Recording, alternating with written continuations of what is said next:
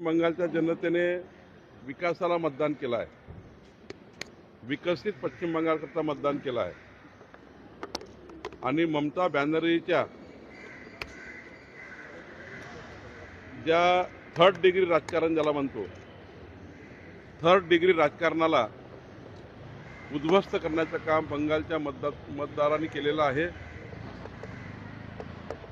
महाराष्ट्राचे नेते जे विरोधी पक्षाचे आहे यांनी धडा शिकला पाहिजे. देश कुठे चालला आहे? देश विकासाच्या बाजूने उभा आहे. देशाची जनता ही विकसित भारताच्या मागे उभी आहे. इकडे देश चाललेला आहे.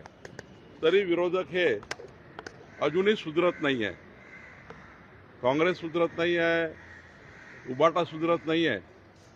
आणि त्यामुळे मला वाटतं महाराष्ट्रामध्ये हे जे नेते आहेत विरोधी पक्षाचे, हे पुढच्या 2047 पर्यंत महाराष्ट्रामध्ये घरी बसतील. ज्या पद्धतीचं राजकारण महाराष्ट्रात सुरू आहे